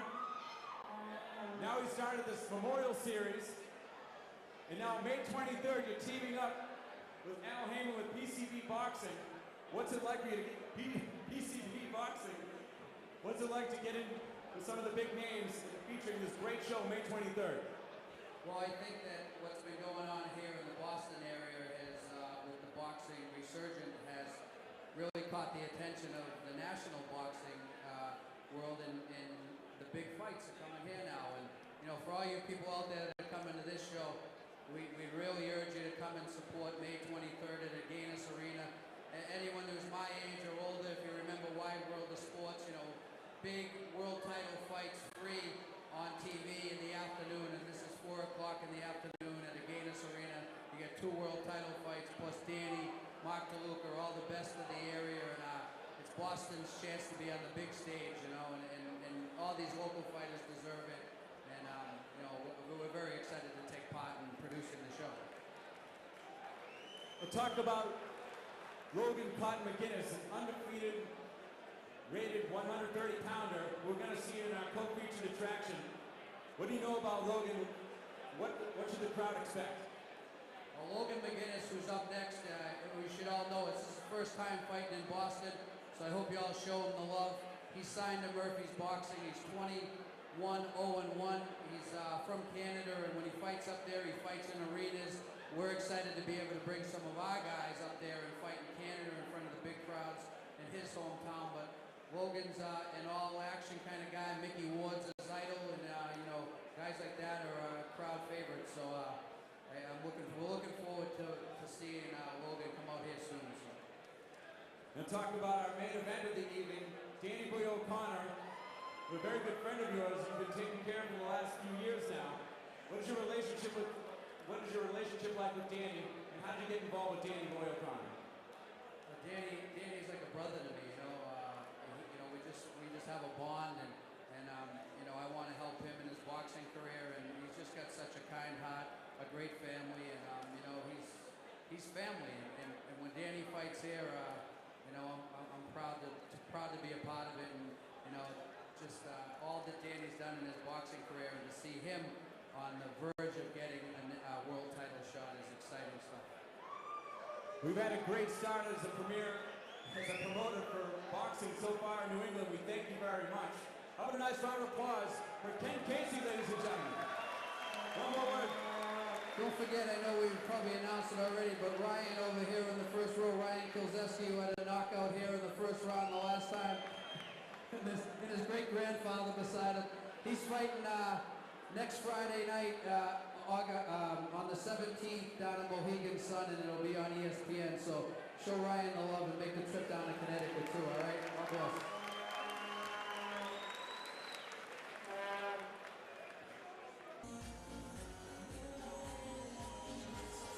Peter Simborn, Brandon Berry coming to you from Melrose, Massachusetts, where it's now time for our 6th-round co-feature of the evening in the junior lightweight division, as Ontario, Canada native Logan McGuinness makes his debut under the Murphy's Boxing umbrella here in Massachusetts as he takes on Carlos Fulgencio. McGuinness at times has held the NABA title in the featherweight, junior lightweight, and lightweight divisions. You know what that means? That means the guy can fight. His opponent, Carlos Fulgencio, he's a guy that we've seen time and time again, most recently getting stopped inside 1 round by Ryan Kilzeski, a world-rated featherweight and junior lightweight. Can McGuinness do the same to Fulgencio that Kilzeski did to him last time we saw him here in Melrose? We'll find out in the next few moments. Logan McGuinness was Carlos Fulgencio here on MurphysBoxing.com, coming to you from Melrose, Massachusetts. It's always been some very good fighters to come out of Canada. Always a good scene. Now you see guys making their home there like Don Stevenson, Lucian Brute, John Pascal. Traditionally, you've seen some fighters hail from Canada that you don't even really identify with being Canadian. One of your favorites of all time, Arturo Gatti. That's right, yeah. Montreal, raised in Montreal, moved down Jersey City. He was like 19 years old. Figured he'd have more opportunity in the States, and it obviously favored him. But yeah, definitely some tough guys from out of that area. Both combatants in the ring right now, Logan McGinnis and Carlos Fulgencio. We'll get the official ring introductions courtesy of Kazakhstan's favorite ring announcer, John Vina. Ladies and gentlemen, it's now time for your special pole featured attraction of the evening. Scheduled for 6 rounds. This at a catch weight of 132 pounds. This bout is proudly sponsored by Sailor Jerry, Spice Navy Rum, and referee in charge of the action, Mr. Paul Doyle. Now introducing first, fighting out of the blue corner to my right. He's wearing white trunks with black trim and weighed in at trim and ready 132 pounds. A veteran of 19 professional victories with 15 defeats with 12 big wins coming by way of knockout. He comes to us from Miami, Florida. Please welcome Carlos Fulgencio. And his opponent, fighting out of the red corner to my left. Wearing green, white, and gold, he weighed in at 131.5 pounds. Undefeated as a professional with 21 victories and 8 big wins coming by way of knockout. He comes to us from Ontario, Canada. Please welcome Logan Cotton McGinnis. Referee Paul Doyle, final instructions. Logan Cotton McGinnis making his debut here in New England. Hails from Ontario, Canada. Brandon, you hail from West Fork, Spain. How far from the Canadian border are you?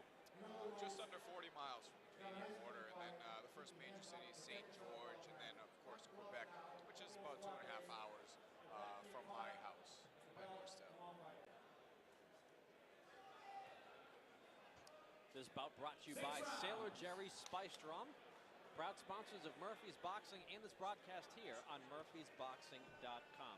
Carlos Fulgencio wearing the white trunks with the black trim.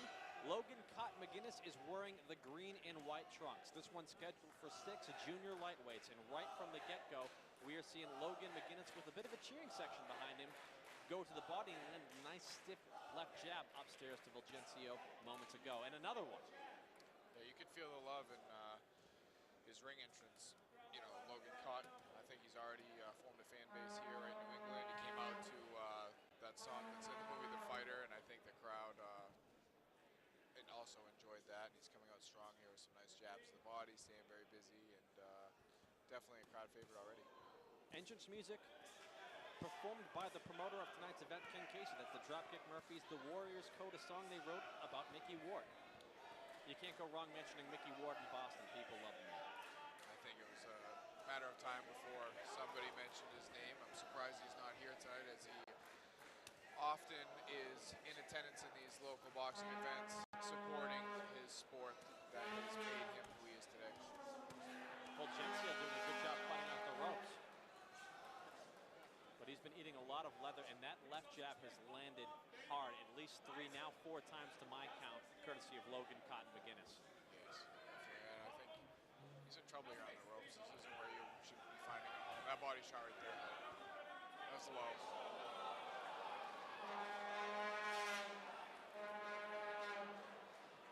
And they're going to say that is a knockdown. It was a left hand on the belt line, courtesy of Logan McGinnis, and a bit of a delayed reaction by our referee, Paul Doyle, in starting the count, which I think led many to believe that he was going to initially rule it low. Yeah, from this angle looked a little low, but again, going right back to the body, the head.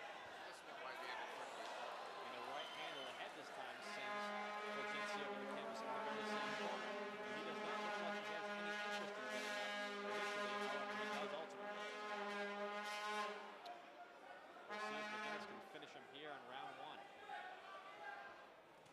He was trying to get to the side of the ring before the referee signaled him to. McGinnis wants to finish this one and finish it in style. Yeah, he's definitely got that killer instinct, which I think all fighters need to have, and he's looking in this night, but although his opponent is coming back with some shots of his own off the ropes. Body shot hurt there.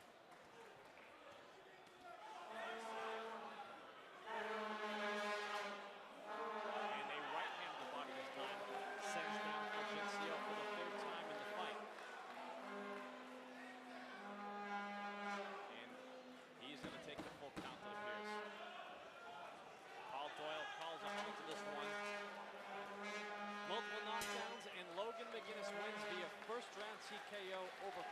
Fulgencio here in Melrose, Massachusetts.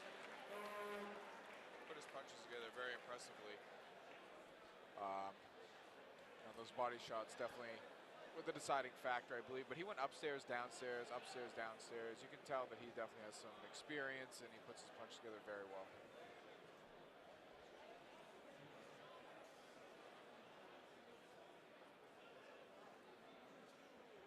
Carlos Fulgencio is signaling to his corner that he was slipping due to poor traction on his boxing shoes, but that does not seem to fit in with the narrative which I saw.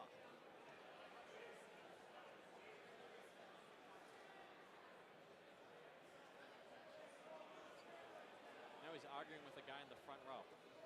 That's probably not good.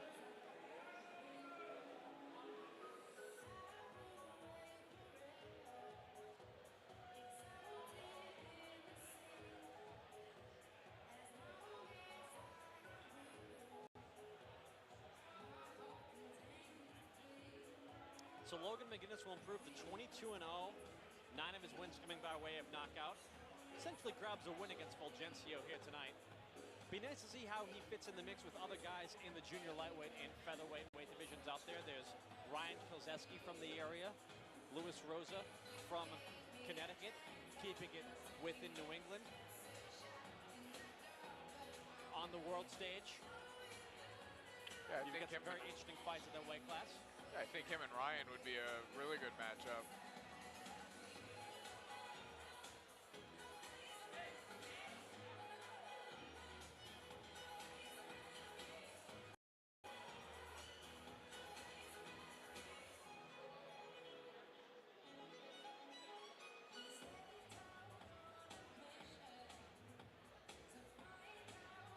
We'll get the official time of the stoppage inside 1 round right now from John Vina. Ladies and gentlemen, we have the time.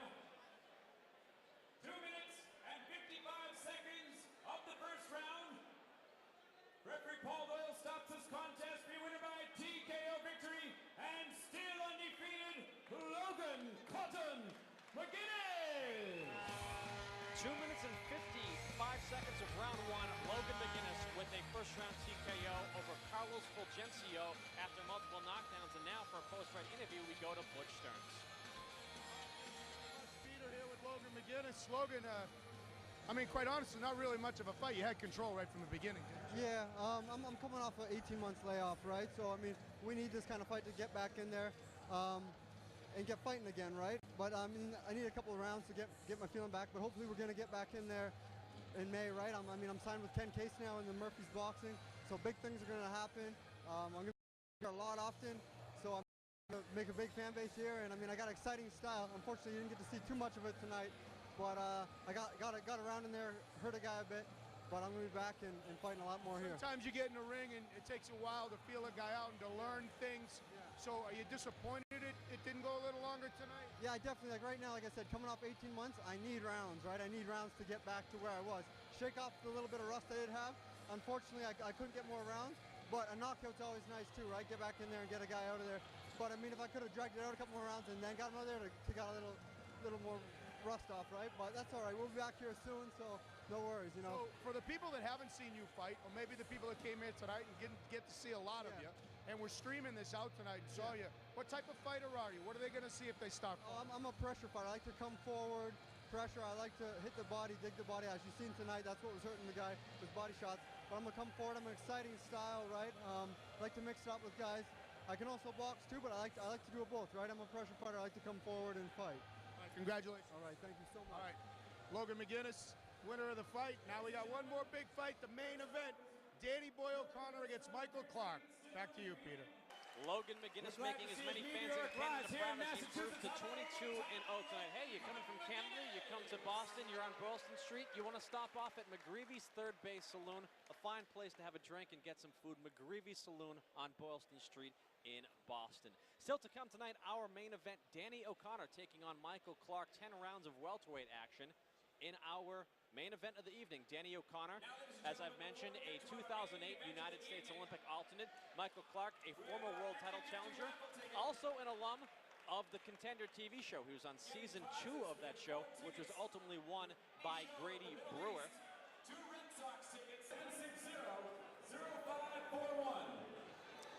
We're coming to you from Memorial Hall in Melrose, Massachusetts. Coming up, our main event between Danny O'Connor and Michael Clark. 10 rounds of welterweight action. We caught up with both Danny O'Connor and Michael Clark yesterday at the pre-fight weigh-ins. Mark Vaz spoke with both of them, and here's how that went.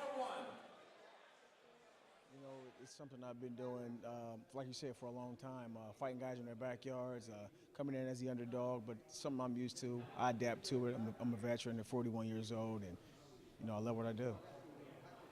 You know, I fought a lot of southpaws in the past. Sparred with a lot of guys like Manny Galloway in Columbus, Ohio, real slickster. And, you know, it's boxing. You know, I mean, you have that in boxing. So I'm used to it, the southpaw styles, and I'm pretty slick myself for an old guy, and I think we'll have a good chess match out there. You know what, going to a fight with somebody who has that much power, I'm really not a strong fighter myself. And I always say the shots you don't see are the shots that hurt you. So, you know, kudos for him for not having that much power, because I don't have that much power myself. So like I said, it's going to be a chess match. Okay. Danny O'Connor, welcome to Melrose. I'm happy to be here. Danny, you were actually just here about a month ago. Tell us what you did last time you were here. Last time I was the commentary for the fights. It was a good night. It got me really excited to come for this time. The crowd was lively, and it's a great venue. It's a nice atmosphere, so I'm pretty excited to fight here tomorrow. I listened to your commentary. Actually, I watched the fights later on, and Teddy Atlas better be careful. You could be gunning for his job. I am gunning for his job. That's why I'm practicing now. Danny, you had a little bit of a time off after the fight with Vivian Harris. You took a little bit of time to regroup, and you've been back with a couple of really nice wins. Tell me what you look for tomorrow night. Just get back in the ring. I mean, I'm excited to do this. I box because I love it. I love the way it makes me feel, and I'm excited for to be able to get in there and think and figure them out and use my game plan and just get back in the ring and fight. He's a slick, experienced guy, and when we interviewed him earlier, one of the things that he said is that he has a great deal of respect for your boxing ability, that he sees you as a very similar style to his own, that it'll be more of a chess match. Is that how you see the fight? Yeah, that's exactly how I would say it. It's like a chess match, and something like that is what I get up for. That's what I like, someone that's going to make me think and, you know, have the chance to figure them out and to outthink him, and that's what I strive on. That's what I really like.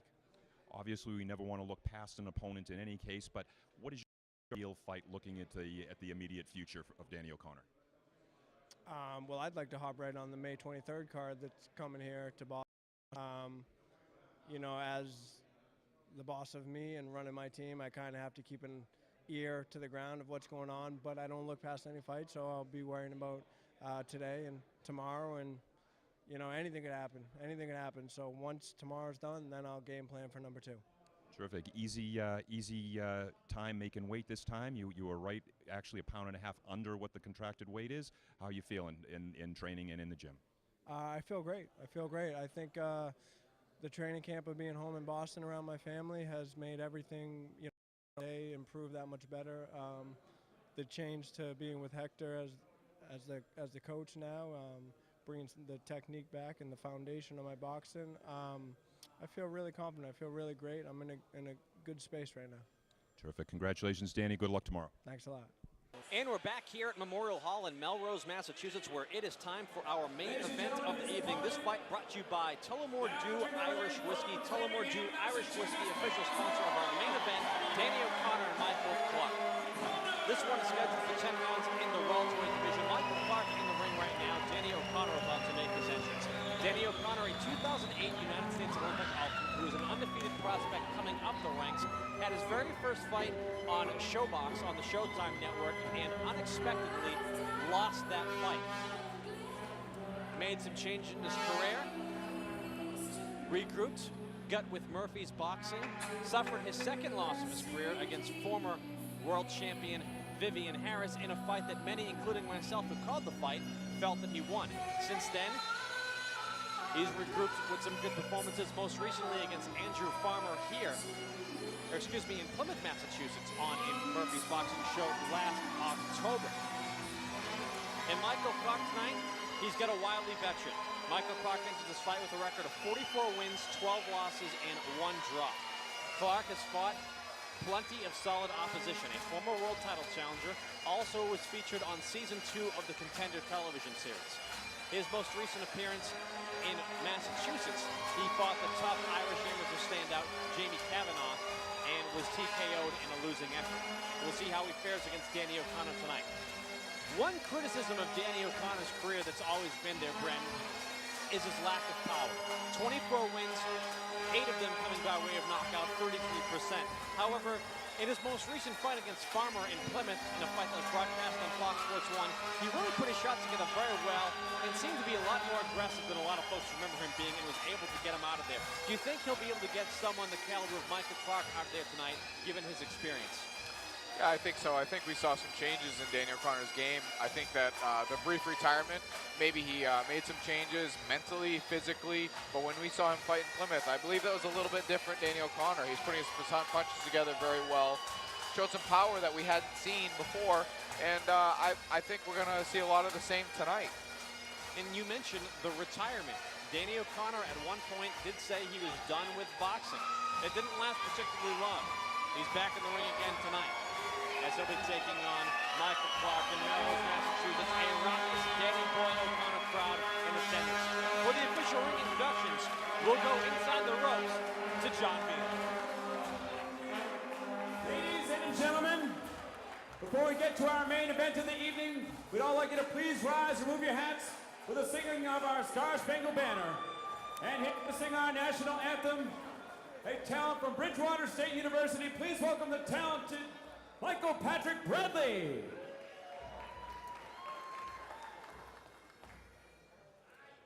Oh, say, can you see by the dawn's early light what so proudly we hailed at the twilight's last gleaming, whose broad stripes and bright stars through the perilous fight o'er the ramparts we watched were so gallantly streaming, and the rockets' red glare, the bombs bursting in air, gave proof through the night that our flag was still there.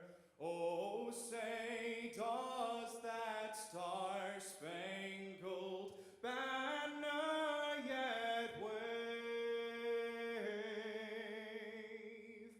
o'er the land of the free and the home of the brave?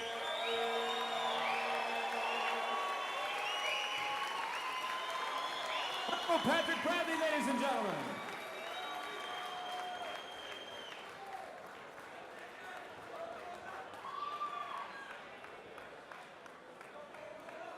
And now, ladies and gentlemen, for the thousands in attendance and the thousands watching on live stream from Murphy'sBoxing.com, Murphy's Boxing proudly presents your main event of the evening. 10 rounds of boxing at a catch weight of 149 pounds. Your referee in charge of the action once again, Mr. Bob Benoit.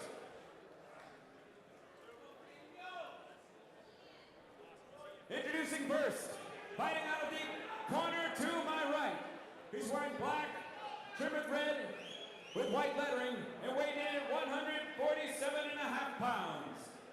His impressive record reads 44 victories, 12 defeats, 1 draw, and 18 big wins coming by way of knockout.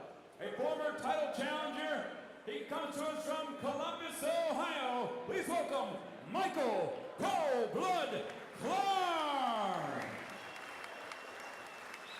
And his opponent, fighting out of the red corner to my left. With the black trunks with white lettering, he also weighed in at 147.5 pounds. His excellent record reads 24 victories with only 2 defeats and 8 big wins coming by way of knockout. He comes to us from Framingham, Massachusetts. Please welcome Danny Boy O'Connor.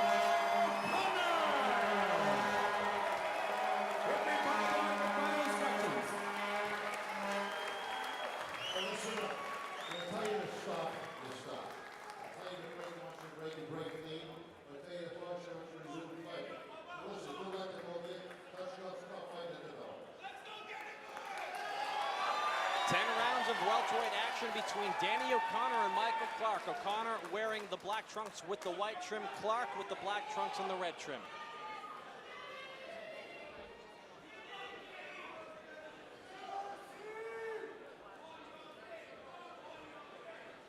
This fight brought to you in part by the Claddagh Fund. Danny O'Connor, a big part of the Claddagh Fund, a charity started by Ken Casey of the Dropkick Murphys. Round one underway between Michael Clark and Danny O'Connor. O'Connor, the southpaw.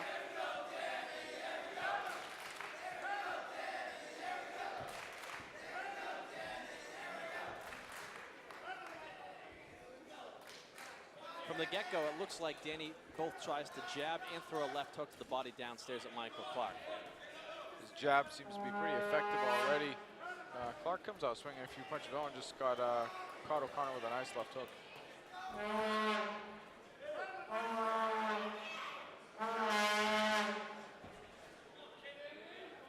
Getting a sense that Danny's punches, he's got a little bit more zing on him, like we were talking about his last fight.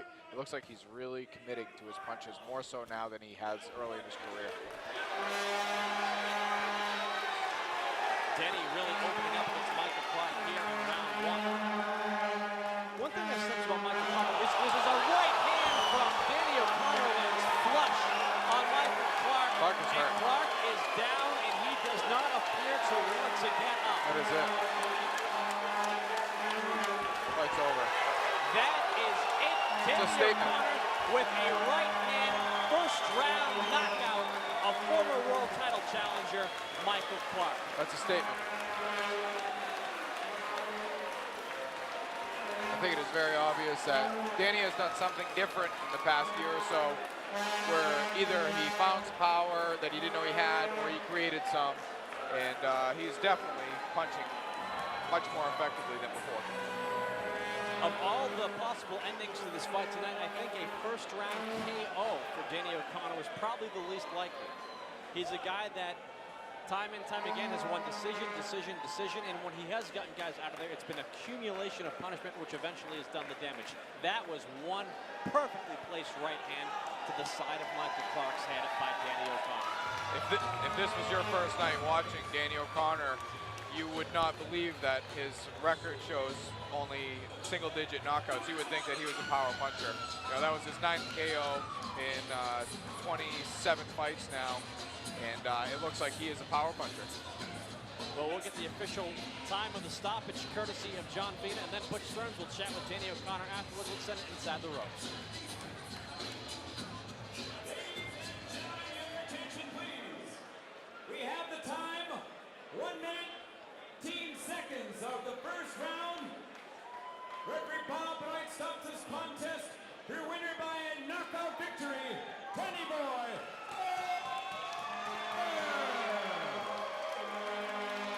Didn't take long for Danny O'Connor to find the home for that right hand, which ultimately put Michael Clark away. Didn't even break a sweat, Pete. Didn't even break a sweat. He might have a tougher time with this interview. To find out, we'll send it to Butch Stearns. Wants to talk to you guys.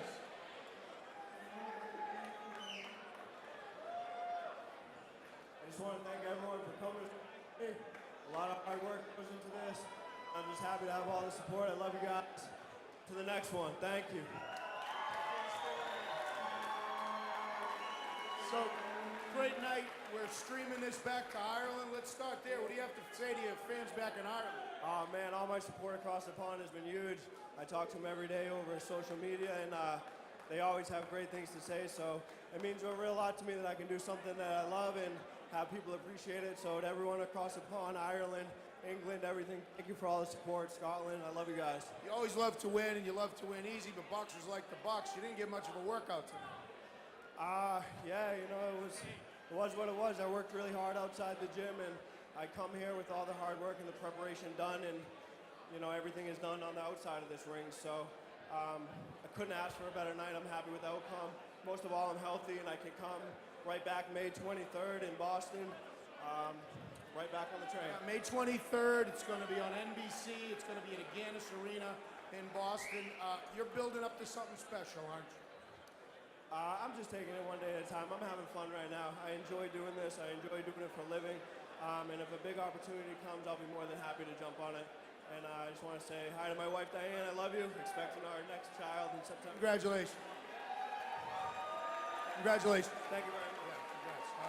One right hand, and Michael Clark could not beat the count. And with that, O'Connor improves to 25 wins against just 2 losses, 9 wins now, coming by way of knockout with a big first-round KO of a former world title challenger tonight in Michael Clark. Well, it's been an excellent night of boxing here at Memorial Hall in Melrose, Massachusetts. We saw Marcos Forestell improve to 2-0 with the first-round TKO of Philadelphia's Brandon Ali Garvin.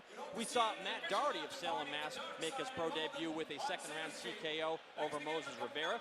Timmy Ramos memorable pro debut with a second-round stoppage of Gilvin Santos. Alexander Magziak Lopes recovered from a first down to sweep rounds 2 through 6 to win a unanimous decision over Lucretia Meacham. Greg Vendetti found himself in a dogfight with Angel Valdez early on, but regrouped and beat his opponent into near submission with a 4th-round TKO. We also saw Mark DeLuca face a tougher than expected challenge in the very durable and serviceable Larry Smith. Logan McGuinness made a nice New England debut with a first-round TKO over Carlos Fulgencio after a few knockdowns. And then in the shocker of the night, a first-round KO courtesy of Danny O'Connor over Michael Clark. Well, it's been an interesting night of boxing here in Melrose. Thanks so much for being here with us, Brandon. Thank you so much for having me, Pete. This was an honor. This was literally just another dream come true in the boxing world.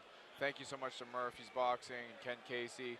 I appreciate this opportunity, and I would love nothing more than to get an opportunity like this again in the future. I love the sport. Congratulations to all the fighters tonight, and I hope everybody enjoyed the good night of boxing here in Melrose. We want to thank the sponsors tonight, Murphy's Boxing, also the Clatta Fund, doing a very good job of bringing you the action you saw on your screen tonight, courtesy of murphysboxing.com. Well, for everyone here at murphysboxing.com, Butch Stearns, my broadcast partner Brandon Barry, I am Peter Zimbor. Thank you so much for joining us. We'll see you next time at the fights. Have a great night, everyone.